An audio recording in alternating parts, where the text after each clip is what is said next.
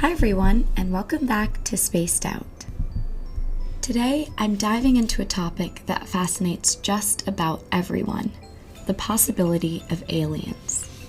I'll be releasing an episode exploring the many theories that attempt to explain why, despite the vastness of the universe, we haven't found any extraterrestrial life.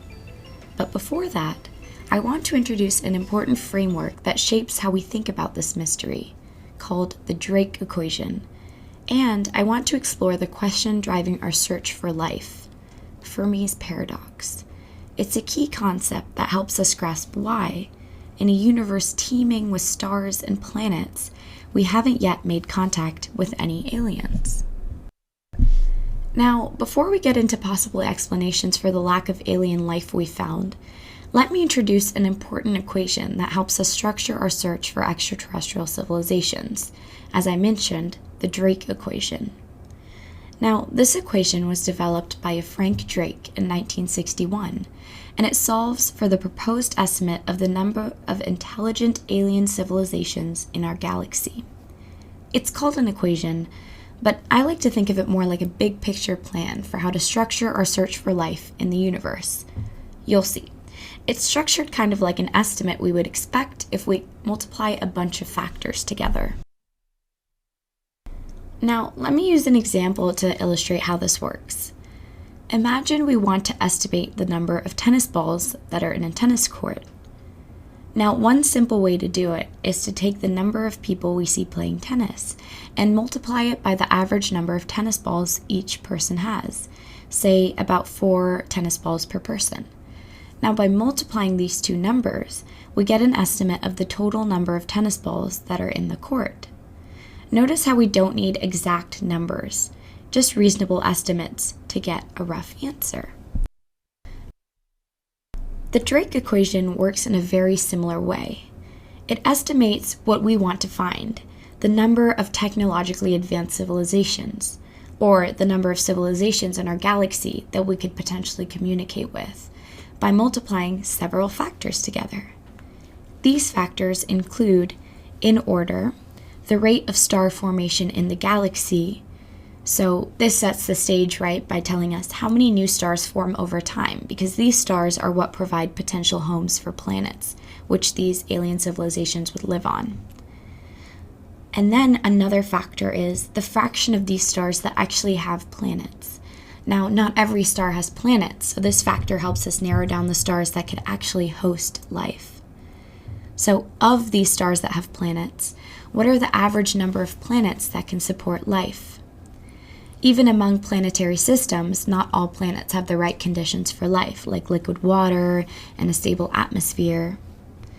So, of these fraction of planets that can host life, how many of these planets actually develop life? Just because a planet can support life doesn't mean that it will, and this factor accounts for the likelihood of life that actually emerges. And now, of those planets that develop life, what fraction of these planets develop life that has intelligence?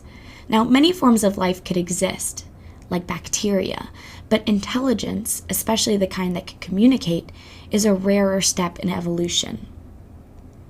And now, of the fraction of planets with life that develops intelligence, what fraction of these intelligent civilizations can create and release detectable signs of their existence into space?